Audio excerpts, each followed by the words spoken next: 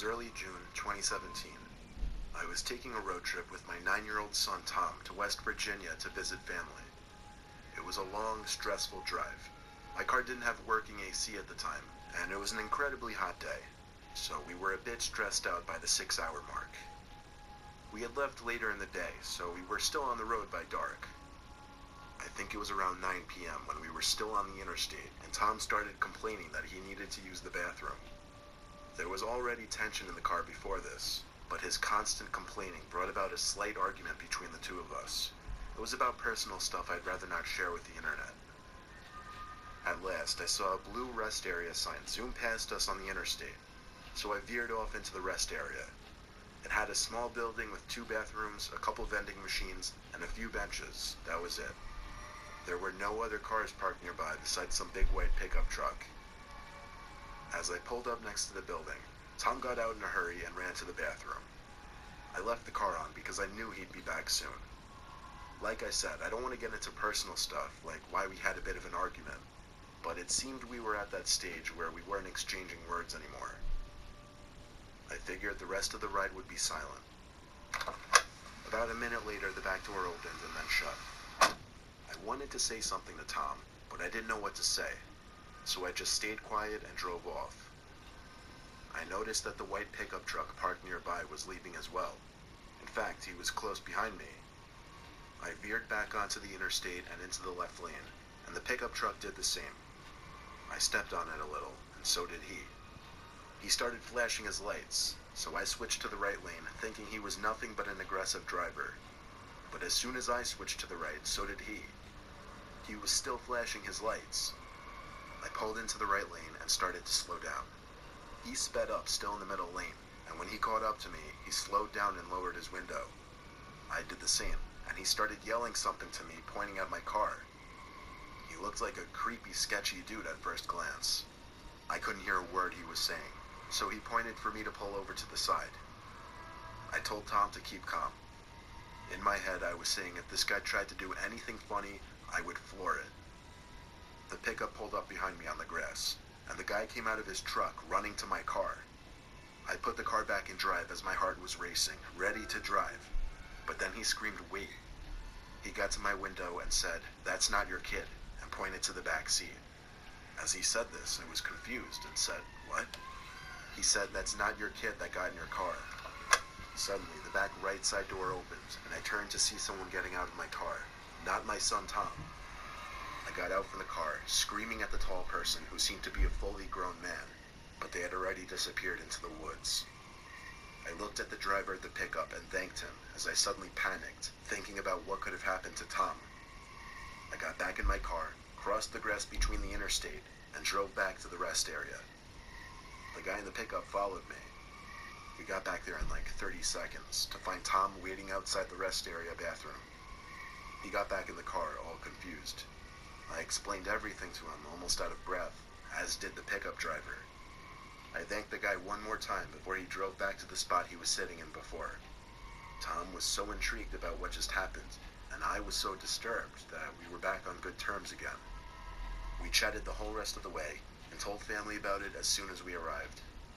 I never even got to see what the person who got in my car looked like. Honestly, maybe I should be happy I never turned around to look at them, because I don't know what they would have done.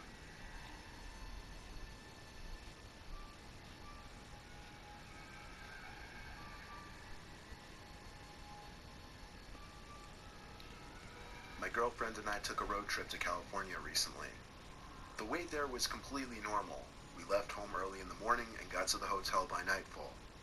On our way back home, however, we left midday, and a majority of our ride was in the dark. The drive was about 10 hours each way, not including stops for food.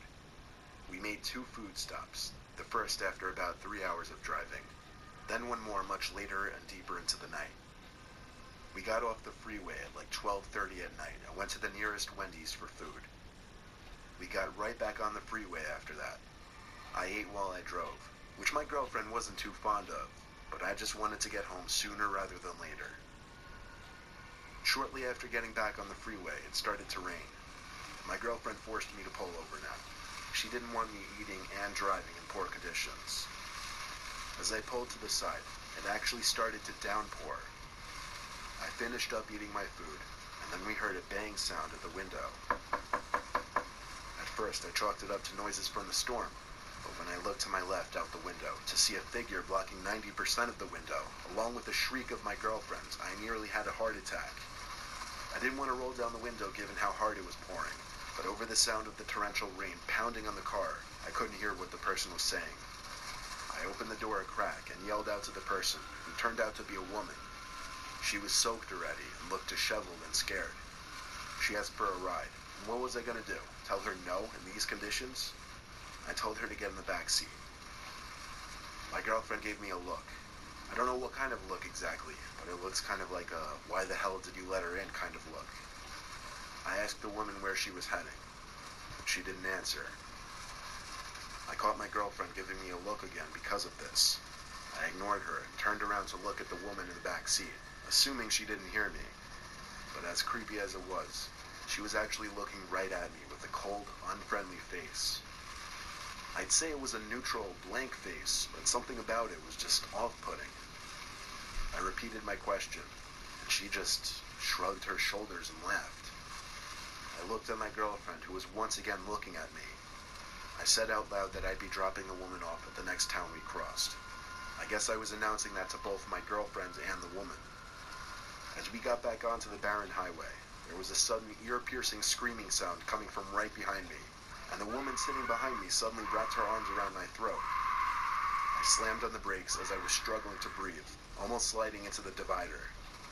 My girlfriend, quote, slashed at the woman's face with her long nails. The screaming turned from a deranged, angry kind of screaming to screams of pain and agony. I got out of the car as she had her hands pressed up against her face in agony. I then opened the back door, grabbed the woman with both hands, and literally threw her out of the car into the rain. She started begging, please, please, over and over as I looked down at her. But that's all she said. She cried as she kept saying the word, please. I ignored her and got back into my car and locked it. As I put the car in drive, there were bangs at the window as the woman started screaming again.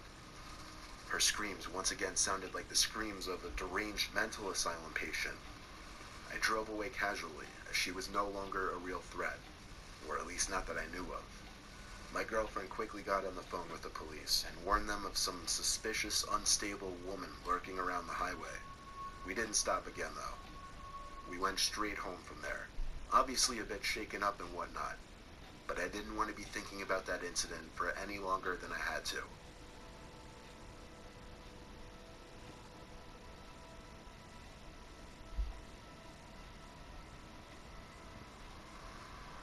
It was 2010.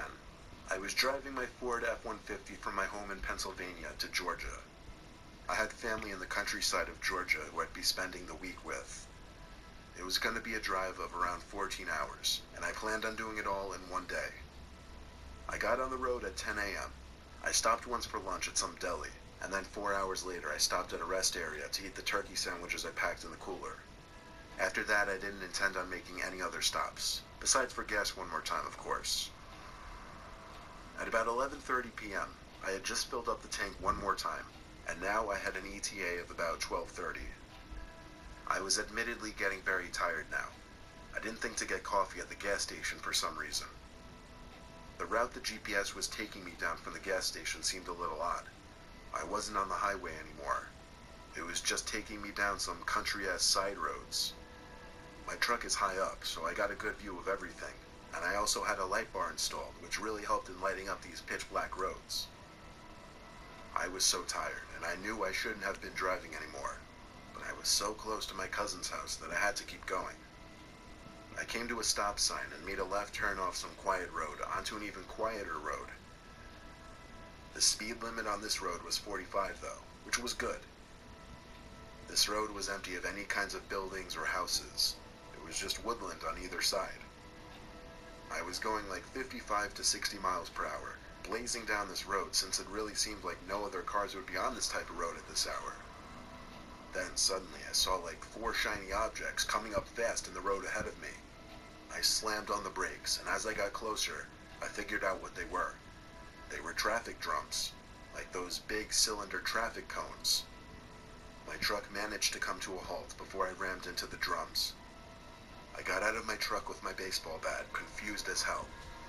I went over to the traffic drums and realized there was something else behind the traffic drums. It was a spike trap, like the kind police use. I didn't know what to think. Was there some kind of police activity going on? Or did somebody set this up as a trap? I cautiously looked all around me as I inched back to my truck. Then I heard someone scream help. It came from the woods on the left side of the road. There was no way I was about to go into those woods. The most I was willing to do was call out what's wrong. No answer. I walked to the edge of the road and looked into the forest. The only reason I could see anything was because of the lights from my truck. In the corner of my eye, I spotted him. Without looking directly at him, I saw someone crouched down behind a couple bushes. I didn't run. I just casually walked back to my car.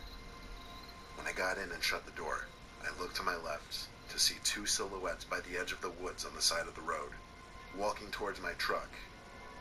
I drove the truck to the right side of the road onto the dirt and past the spike trap. I don't think they anticipated me actually going around, but when I looked in the rearview mirror, I saw at least 3 silhouettes standing by the traffic drums, lit up only briefly by the taillights of my truck. A few seconds later, they were gone out of my vision and out of my life forever. This was not something I would have ever expected to happen to me. Nevertheless, I'm glad I made it out alive.